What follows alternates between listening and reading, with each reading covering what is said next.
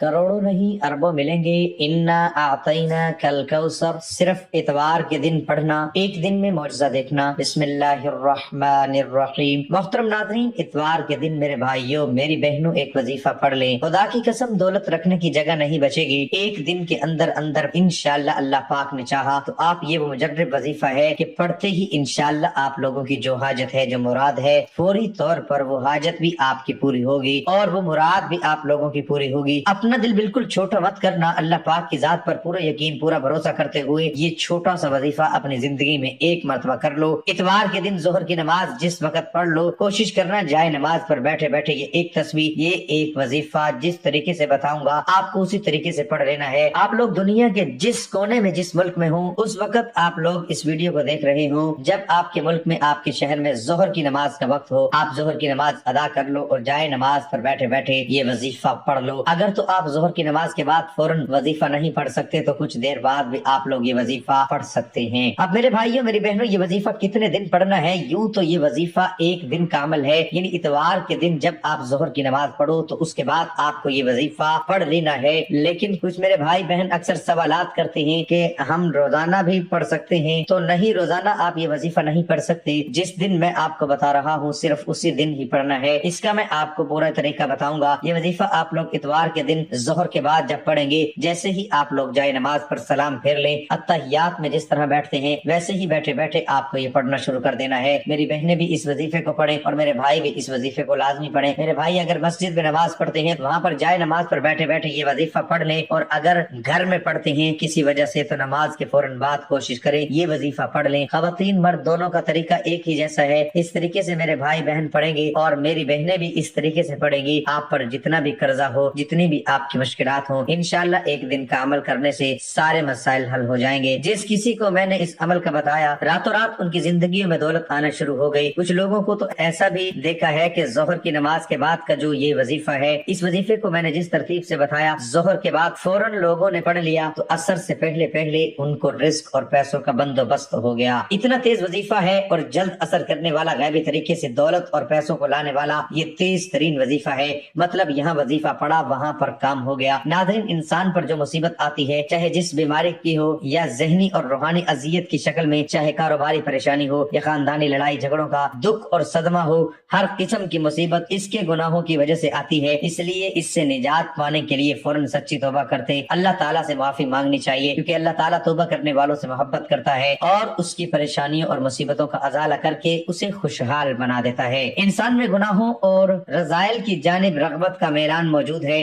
इंसान में नफ्स हमारा हर लम्हा अपने गुनाहों में मुब्तला करने की कोशिश करता रहता है। जिसमें सलीमुल फित्र इंसान किसी गुनाह या गलत काम का इर्तिकाब करता है तो वो ये जान रहा होता है कि वो गलत काम या जुल्म व ज़्यादती और फस्क व फजूर कर रहा है, रसूलुल्लाह सल्लल्लाहु अलैहि वसल्लम के तरीके की मुखालफत कर रहा है और अल्लाह के फरामीन से बगावत करके उसकी कहरो गजब को दावत दे रहा है। यूं वो अपनी दुनिया और आखिरत दोनों को तबाह बर्बाद करता है। लेकिन इसके साथ शैतान के वार, ख्वाहिशात का गलबा, गुनाहों की आर्ज़ी लज्जत, दुनिया की चकाचौंध छोटी और खोखली इज्जत का नशा उनको गुनाह के इर्तिकाब की तरफ ले जाते हैं। गुनाह के इर्तिकाब के वक्त जब कभी इसका ज़मीर नदा देता है तो वो ये कहकर ज़मीर को खामोश करा देता है कि अभी बड़ी उम्र पड़ी है, मैं करीब तौबा कर लूंगा, और इसी तरह महूम उम्मीदों और नारवा ख्यालात से दिल को बहलावा दिए रखता है और गुनाहों की गहरी दलदल में धंसता चला जाता है। दर हकीकत गुनाह इंसान के हक में नहायत खतरनाक है। इससे दुनिया और आखिरत दोनों बर्बाद हो जाते हैं और गुनाह का असर जिस्म में जहर की तरह सरायत कर जाता है। आदम की जन्नत से निकलने और इब्लीस के मलऊन होने की वजह भी यही गुनाहों की नहूसत थी। कौम नूह और आदे समूद को भी गुनाहों की पादाश में अजाब से दो चार किया गया। गुनाहों के बेशुमार बुरे असरात और नुकसानात हैं, जिनमें चंद दर्ज झेल हैं। इल्म नूर इलाही है और गुनाहों के इर्तिकाब की वजह से इंसान इल्म से महरूम हो जाता है। इमाम शाफी फरमाते हैं, मैंने अपने उस्ताद से कमजोर हाफिजा की शिकायत की तो आपने मुझे तर्क मासी की नसीहत फरमाई और आपने ये बताया कि इल्म एक नूर है और अल्लाह का नूर गुनाहगार को नहीं दिया जाता। गुनाहों का एक असर ये भी होता है कि इंसान की रोजी और रिस्क में तंगी आ जाती है। हसूल रिस्क और फराखी माश के लिए तर्क गुनाह से बेहतर कोई चीज नहीं। अल्लाह ताला फरमाते हैं, जो शख्स अल्लाह से डरता है और गुनाहों से बाज आ जाता है, अल्लाह उसके लिए मुश्किलात से निकलने का कोई रास्ता पैदा कर देगा और उसी ऐसे रास्ते से रिस्क देगा जिधर उसका गुमान भी न जाता हो। गुनाहगारों और अल्लाह के दरमियान दूरी پوری ہو جاتی ہے اور دل کا سکون نہیں ملتا، اللہ کی عظمت کم ہو جاتی ہے، تبھی تو انسان گناہ کرتا ہے۔ اللہ کی محرومات کی اہمیت نہ رہی تو دل پر پردہ پڑ جاتا ہے اور مہر لگ جاتی ہے۔ جب انسان اللہ کو بھول جاتا ہے تو اللہ انہیں بھول جاتا ہے، انہیں برباد کر دیتا ہے، ذلت اور رسوائی ان کا مقدر ہو جاتی ہے۔ جن لوگوں نے اللہ کے اوامر و احکام کو برباد کیا وہ اللہ کی عطاب کا نشانہ بنتے ہیں۔ اللہ بڑا بے نیاز ہے جبکہ بندہ ہر لمحے اس کا محتاج ہے، پھر وہ ان کے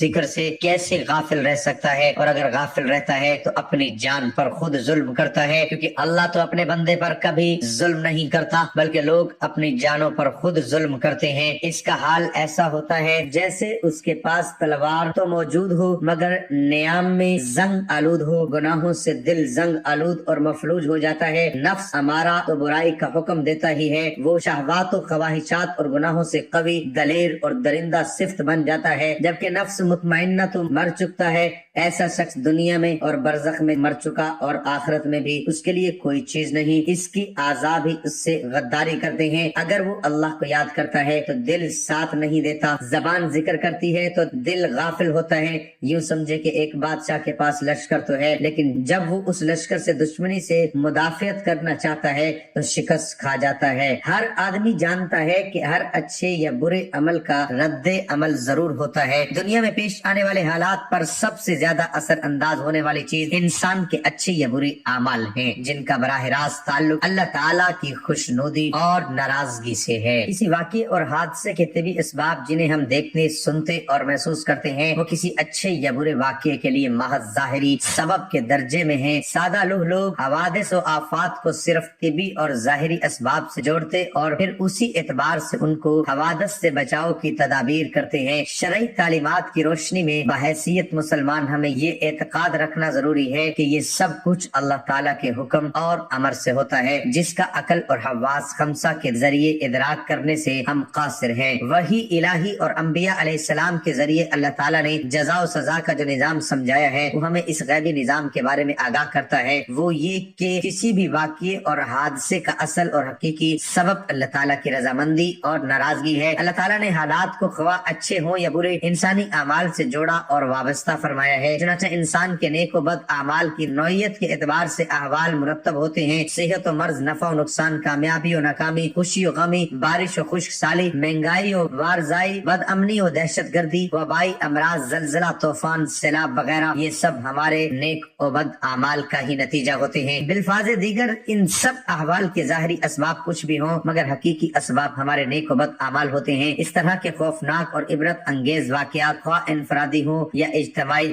دراصل اللہ تعالیٰ کی طرف سے الارم اور تنبیہ ہوتے ہیں تاکہ انسان اپنے اعمال کا محاسبہ کرے اور کوئی تنبیہ اس کے غفلت و شعار دل کو جنبش دینے میں کامیاب ہو جائے۔ جب بھی میں کہتا ہوں اے اللہ میرا حال دیکھ، حکم ہوتا ہے اپنا نامہ اعمال دیکھ۔ دنیا میں پیش آمدہ اچھے یا برے واقعات سے حاصل ہونے والا انسانی تجربہ بھی اسی پر شاہد ہے کہ ہمارے سارے لوگ اور قوموں پر اللہ تعالیٰ کی نافرمانی کی وجہ سے دنیا میں ہی مختلف قسم کے عذاب آئے ہیں۔ مثلاً کوئی مسخ کیا گیا، کوئی زمین میں دھسایا گیا، کوئی دریا میں غرق کیا گیا، کوئی طوفان کی نظر ہوا، اور ان تباہ شدہ اقوام کی بستیوں کے کھنڈرات آج بھی اس حقیقت پر دال ہے کہ نافرمانی سبب پریشانی ہے۔ اللہ تعالیٰ نے قرآن مجید اور حضور صلی اللہ علیہ وآلہ وسلم نے احادیث مبارکہ میں اعمال کی حسب نوعیت تاثیرات کو جیسی کرنی ویسی بھرنی کی بے مصداق مختلف پہلوؤں اور طریقوں سے بیان فرمایا ہے۔ امت کو بد عملیوں کے برے نتائج سے آگاہ فرما کر اعمال کی اصلاح کا حکم دیا ہے۔ چنانچہ یہ مضمون قرآن کریم کی 10ویں آیات اور حضور صلی اللہ علیہ وآلہ وسلم کی سینکڑوں احادیث سے صراحتاً ثابت ہے۔ اللہ تعالیٰ کا ارشاد ہے، ترجمہ: جو کوئی نیک کام کرے گا خواہ مرد ہو یا عورت، بشرط یہ کہ صاحب ایمان ہو، تو ہم اسے پاکیزہ یعنی عمدہ زندگی دیں گے۔ اس آیت میں اللہ تعالیٰ کا فرمان ہے کہ نیکی پرسکون زندگی کا سبب ہے۔ چنانچہ دو چیزوں ایمان اور اعمال صالحہ کے موجود ہونے پر اللہ تعالیٰ نے حلیوہ طبیعہ یعنی پر لطف اور پرسکون زندگی عطا فرمانے کا وعدہ کیا ہے۔ عام آدمی بھی یہ آیت پڑھ کر یہ نتیجہ نکال سکتا ہے کہ ایمان اور اعمال صالحہ نہ ہو یا کوئی ایک نہ ہو تو حلیوہ طیبہ یعنی پرسکون زندگی نصیب نہ ہوگی، بلکہ پریشان زندگی نصیب ہوگی۔ اس لیے ہمیں چاہیے کہ اللہ اور اس کے رسول کے بتائے ہوئے راستوں پر چلے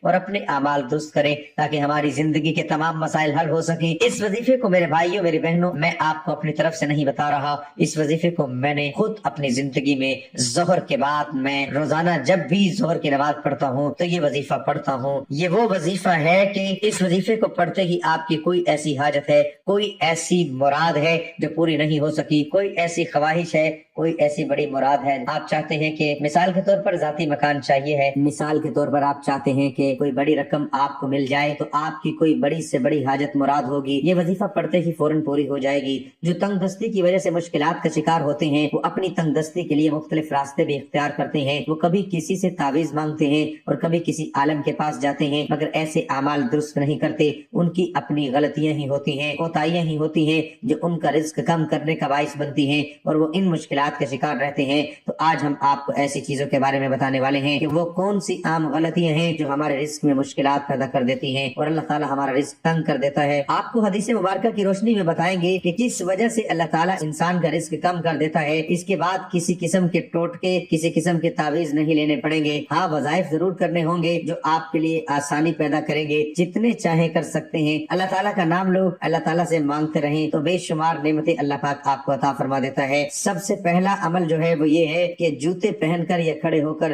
یا ننگے سر کھانا کھانا رزق میں کمی کا باعث بنتا ہے۔ بہت سے لوگ جوتے پہن کر کھانا کھا رہے ہوتے ہیں، یہ جلدی جلدی میں کھڑے ہو کر کھانا کھا رہے ہوتے ہیں۔ ہم بہت سی ایسی خواتین کو بھی دیکھتے ہیں جو ننگے سر بھی کھانا کھا رہی ہوتی ہیں، مثلا ہمارے گھروں کی عورتیں بھی ننگے سر کھانا کھا بھی رہی ہوتی ہیں اور کھانا دے بھی رہی ہوتی ہیں، جس کی وجہ سے ہمارے گھروں کا رزق تنگ کر دیا جاتا ہے۔ دوسری وجہ یہ ہے کہ بیت الخلاء میں ننگے سر جانا بھی ہمارے رزق میں کمی کا باعث بنتا ہے۔ عام طور پر دیکھا جاتا ہے کہ جب وہ بیت الخلاء جاتی ہیں تو ان کا سر ننگا ہوتا ہے، یہی ننگا سر ان کے رزق میں تنگی کا باعث بنتا ہے۔ اس بات سے خواتین کو گریز کرنا چاہیے کیونکہ اس سے رزق میں تنگی پیدا ہو جاتی ہے۔ ایک زمانہ تھا جب مہمانوں کو رحمت سمجھا جاتا تھا، مگر آج کل کے دور میں مہمانوں کو زحمت سمجھا جاتا ہے۔ یہ عادت، یہ سوچ، یہ خصلت بھی گھروں میں، معاشرے میں رزق کی تنگی کا باعث بن رہی ہے، بلکہ بن چکی ہے۔ تو ہمیں چاہیے کہ مہمان کو رحمت سمجھے، کیونکہ مہمان اللہ پاک کی طرف سے رحمت لے کر آتا ہے۔ بعض چیزیں چونکہ شریعت میں ہیں تو اس میں چونکہ ایسے مراحل آتے ہیں کہ ہر شخص اس کا متحمل نہیں ہوتا، تو ہر ایک کے سامنے بیان کرنا مشکل ہو جاتا ہے۔ لیکن صحابیات اور صحابہ جب بھی کوئی ایسی بات کرتے جس کے اندر حیا کا پہلو ہوتا تو یہ آیت پڑھا کرتے، اللہ ذوالجلال کی ذات حق کو بیان کرنے میں حیا نہیں۔ انسان ہے، ایک شخص سے یہ غلطی ہوئی کہ اس کے پاس عورت آئی اور اس نے چمکارا، نتیجتاً وہ پریشان ہوا اور اللہ کے رسول صلی اللہ علیہ وآلہ وسلم کے پاس گیا۔ اس نے اللہ کے رسول صلی اللہ علیہ وآلہ وسلم کے ساتھ ہی نماز پڑھی۔ اس قدر پریشان کہ کیا بنے گا؟ قیامت کے دن تو اللہ کے رسول نے فرمایا صلی اللہ علیہ وآلہ وسلم، کیا تم نے ہمارے ساتھ نمازیں پڑھی ہیں کہ نہیں؟ کہا نمازیں تو پڑھی ہیں، فرمایا نیکیاں برائیوں کو ختم کر دیتی ہے۔ یہاں پہاڑ کی بات آئی ہے، رسول اللہ صلی اللہ علیہ وآلہ وسلم نے فرمایا کچھ لوگ تہامہ سفید پہاڑ جو تہامہ میں ہیں اتنی نیکیاں لے کر آئیں گے، اللہ انہیں دھول بنا کر اڑا دیں گے۔ اللہ کے رسول کیوں؟ فرمایا اس لیے وہ نمازیں بھی پڑھتے ہوں گے لیکن جب انہیں برائی کا موقع ملتا ہے تو اللہ کی حرمتوں کو پامال کرنے میں کبھی بھی نہیں شرماتے، اور یہ اس وقت ہوگا اگر اس نے توبہ نہیں کی۔ اگر توبہ کر لے تو وہ شرک بھی معاف ہو جاتا ہے۔ اس لیے علماء یہ کہتے ہیں کہ آثار روشنی میں کہ انسان کی توبہ اگر ہو جائے تو اس کی مثال ایسے ہی ہے کہ ایک چڑیا کے منہ میں مٹی ہو اور وہ سفر کرے، اور سفر بھی سمندر کے اوپر کرے، ہر دو حالتوں میں وہ سمندر کا لقمہ بنے گی، جب تھک کر گرے گی تب بھی پانی میں، اور اگر پیاس لگ جائے گی تو اس کی چونچ بھی یا پانی میں پیے گی یا مٹی گرے گی۔ اس طرح اگر انسان سچی توبہ کر لیتا ہے تو اگر وہ سر سے پاؤں تک گناہ میں ہے، اللہ کا یہ وعدہ ہے صرف گناہ معاف نہیں کروں گا، ان کو نیکیوں میں تبدیل کروں گا۔ تو توبہ کر لینے سے سب گناہ معاف ہو جاتے ہیں۔ اس لیے عبداللہ ابن عباس کہا کرتے تھے صغیرہ گناہ بار بار کرنے سے صغیرہ نہیں رہتے، کبیرہ بن جاتے ہیں، اور استغفار کر لینے سے کبیرہ کبیرہ نہیں رہتے اور وہ بھی معاف ہو جاتے ہیں۔ تو اللہ ذوالجلال ہم سب کو معاف فرمائے اور گناہوں سے بچائے۔ ناظرین اپنے اعمال پر توجہ دیجیے، حقوق العباد لازمی پورے کیجیے اور حقوق اللہ کا بھی خیال رکھیے، کیونکہ اللہ کا بھی حقوق تلف کرنے والوں کو پسند نہیں فرماتا۔ قیامت کے دن اللہ اپنے حقوق تو معاف فرما دے گا، مگر حقوق العباد یعنی اللہ کے مخلوق کے حقوق جو آپ نے ادا نہیں کیے ہوں گے ان کو معاف نہیں فرمائے گا، ان پر آپ کو سزا دی جائے گی اور آپ کی نیکیوں سے ان کے حقوق کو ادا کیا جائے گا۔ اب میرے پیارے بھائیوں، میری بہنوں، آج کا وظیفہ وہ مجرب تسبیح ہے، آج کا جو مجرب عمل ہے اس عمل کو سمجھ لیں۔ سب سے پہلے اتوار کے دن ظہر کے بعد آپ لوگ کیا کریں گے، جیسے ہی آپ لوگ جائے نماز پر سلام کے بعد بیٹھ جائیے گا، جس طرح اتحیات میں بیٹھتے ہیں ویسے ہی آپ لوگ جائے نماز پر سلام کے بعد بیٹھ جائیے گا۔ ایک مرتبہ درود پاک پڑھ لیجیے گا، کوئی سا بھی درود پاک پڑھ لیں، درود ابراہیمی پڑھ لیں، صلی اللہ علیہ وآلہ وسلم پڑھ لیں، یا جو درود پاک پڑھنا چاہیں آپ لوگ ایک مرتبہ کوئی سا بھی درود پاک پڑھ لیجیے گا۔ درود پاک پڑھنے کے بعد میرے بھائیوں میری بہنوں، آپ کو آج کا جو عمل ہے، آج کا وظیفہ ہے، یہ بہت ہی آسان سا وظیفہ ہے، اتنا آسان ہے کہ کوئی چھوٹا بچہ بھی بڑے آرام سے، سکون سے،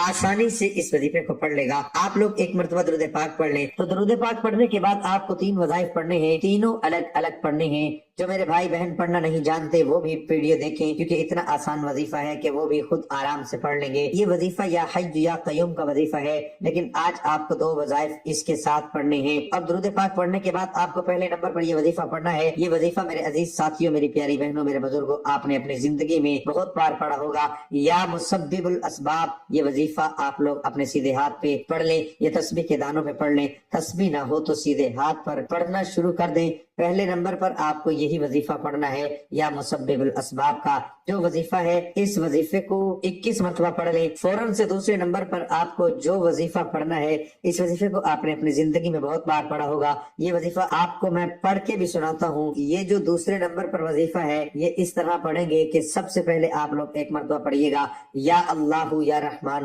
تو یہ 1 ہو گیا۔ پھر دوسری بار پڑھیے گا یا اللہ یا رحمان، یہ 2 ہو گیا، یا اللہ یا رحمان، یہ 3 ہو گیا۔ اسی طرح یہ وظیفہ آپ کو 21 مرتبہ ملا کر پڑھ لینا ہے۔ دوسرا وظیفہ بھی آپ لوگ جب 21 مرتبہ یا اللہ یا رحمان کا پڑھ لیں، اس کے بعد یا حی یا قیوم برحمتک استغیث کا وظیفہ تیسرے نمبر پر آپ کو یہ وظیفہ پڑھنا ہے۔ اس کے بعد کرنا کیا ہے، آخر تک ویڈیو دیکھیے گا، جلدی سے چلے مت جائیے گا، کیا پتہ کوئی اہم بات آپ سے مس نہ ہو جائے اور آپ جب وظیفہ پڑھنے لگے تو پھر آپ کو فائدہ نہ ہو۔ اس لیے ویڈیو کو آخر تک دیکھیے گا، ہر بات سمجھ کر جائیے گا، ہر چیز اپنے ذہنوں میں بٹھا کر جائیے گا۔ تیسرا وظیفہ یا حی یا قیوم برحمتک استغیث، آپ لوگ سیدھے ہاتھ پہ یہ پڑھ لیں، تسبیح کے دانوں پہ پڑھ لیں، اور یہ وظیفہ 33 مرتبہ پڑھنا ہے۔ اس کے ساتھ 7 مرتبہ سورۃ کوثر پڑھنی ہے، انا اعطیناک الکوثر فصل لربک وانحر ان شانئک هو الابتر۔ آخر میں اس کے بعد فوراً آپ لوگ ایک مرتبہ درود پاک فوراً پڑھ لیجئے گا۔